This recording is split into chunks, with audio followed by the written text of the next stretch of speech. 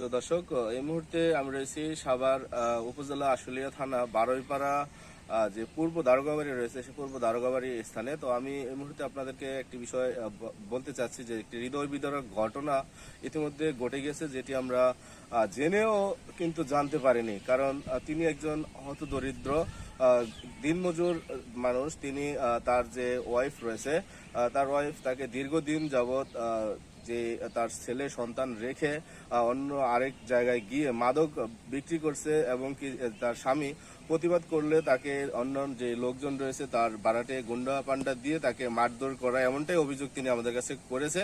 তো এখন আমরা তার সাথে সরাসরি কথা বলবো যে আসলে তার যে স্ত্রী রয়েছে, তার ওয়াইফ রয়েছে, তাকে তিনি তার পুনরায় তার কাছে আনতে চাচ্ছে কিনা, এবং কি যে তার সন্তানরা রয়েছে তারা তাকে চাচ্ছে কিনা, সেই বিষয় নিয়ে তার সাথে কথা বলবো।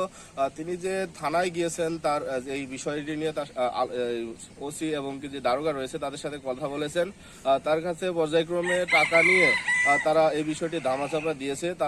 তাকে কোনো সহযোগিতা থানা থেকে করা হয়নি, এবং কি এলাকায় যে গণ্যমান্য ব্যক্তিরা রয়েছে তারাও কিন্তু তাকে কোনো সহযোগিতা এখনো পর্যন্ত করেনি। তিনি এখন আমাদের সামনে রয়েছেন, আমরা সরাসরি কথা বলবো তার সাথে।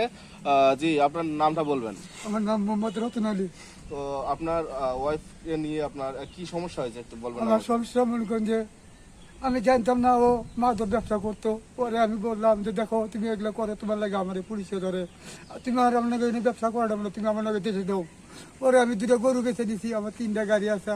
আমি গাড়ি নিচ্ছি, আমি উত্তরবঙ্গে আমার পরিবার নিয়ে আমি চলে যাবো, ওরে ব্যবসা করতে দিব না। পরে ওই ছেলেটা ওরে কেমনে কি করছে না করছে আল্লাহ জানে। ওরে ওই ছেলেটার আমার নাকি আর যেতে দিল না। ওরে না যাইলে দেওয়াতে আজ যাবো থেকে এই থেকে ওই ছেলেটাই সব কিছু পোস্ট করে রাখছে। মানে ওই ছেলের দ্বারা এখন আজকে আমার বাড়ি ঘর সম্পূর্ণ সর্বহারা হয়ে গেছি। ওকে হিন্দু মহিলা হয়ে আমার সংসারটা মুসলমানের সংসারটা নষ্ট করে দিল। আমি কোথায় বিচার পাই নাই। আমি 3 বছর ধরে আমি কাজ করছি। আমার ছেলে মেয়ের কারো কথা শুনে না, আমার শাশুড়ির কথা শুনে না, সবার কোথায় খালি ওই ছেলে যেটা করে এটাই শুনে। আচ্ছা, এখন আপনার ছেলে কয়জন? আমার 2টা ছেলে, একটা মেয়ে। মেয়েটা ওর লাগে কান্দে। আচ্ছা, পুরাটা কাঁদবে যে আব্বা আমাকে কি করলা, তুমি থাকো একটা, মা থাকে একটা, এগুলো তোমরা কি করবে না, আমরা কিছু হইতে পারতেছি না। এখন আপনি কি চাচ্ছেন একটু বলবেন? আমার একটা সূক্ষ্ম বিচার চাই আমি। ওর নারী কেন আমার সংসারটা নষ্ট করলো, করে কি সুখ পালো, আমার পাগলিকে কেন এত লক্ষ টাকা ঋণ ভালো। এখন আপনার সাথে কি আপনার বউয়ের কোনো ডিভোর্স বা সারাসারি হয়েছে কি? ও ডিপোজিট কাগজ দিয়েছে সেরির কারণে, কিন্তু আমি এই কাগজ নেই নাই। এই কাগজ আমার শাশুড়ির কাছে আপনি রয়েছে, আপনি এখনো নেন নাই? আমি নেও নাই, কোনো সিগনেচার করে কিছু করি নাই। আচ্ছা, এখন আপনি যাচ্ছেন পুনরায় আপনার স্ত্রীকে আমি ফিরে ভালো করতে চাই। আমি গাড়ি দিতে করতে চাই, আমি গাড়ি চালায় ভাত খাওয়াইতাম। আমি আজ ওরে গাড়ি চালায় ভাত খাবো, কামলা দিয়ে ভাত খাওয়াবো, তবু ওরে মাদক ব্যবসা করতে দিব না, এবং ভালো থাকতে দেবো।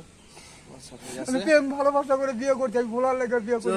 দর্শক, আমি কিন্তু ইতিমধ্যে আপনাদেরকে দেখানোর চেষ্টা করেছি যে একজন স্বামীর তার স্ত্রীর প্রতি কতটুকু ভালোবাসা হলে তিনি কিন্তু তার সেই স্ত্রীকে পুনরায় আনতে চাচ্ছে, এবং কি যে তার স্ত্রী তাকে কিন্তু এখনো পর্যন্ত যে ডিভোর্স দিয়েছে বা যে অন্যান্য যে লোকজন দিয়ে তাকে যে মারধর করিয়েছে, তারপরেও তিনি তার সন্তানের দেখাশোনার ক্ষেত্রে বা ওনার ভবিষ্যতের কথা চিন্তা করে তিনি পুনরায় তার স্ত্রীকে নিতে যাচ্ছে।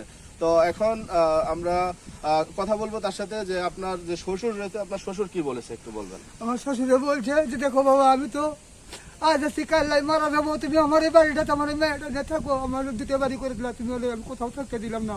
আমার বাচ্চা আমি নিয়েছি একটা মেয়ে, তুমি আমার বাড়ি থেকে কোথাও দেবো না, আমার মেয়ের নিয়ে আমার বাড়িতেই থাকো। পরে আমার মাদক ব্যবসা শুরু করলো। পরে আমি আমার বাড়ি কিনলাম 4 লাখ টাকা দেওয়া। এই বাড়িটারে ও খালি 1 দিন 2 দিন 3 দিন ওরই নামে কাগজ করা আছে, সব কিছু করা আছে। তারপরে ও এই বাড়িতে গেল না, থাকলো না। পরে আর কি করবো, পরে আমি একা একাই বাড়ি।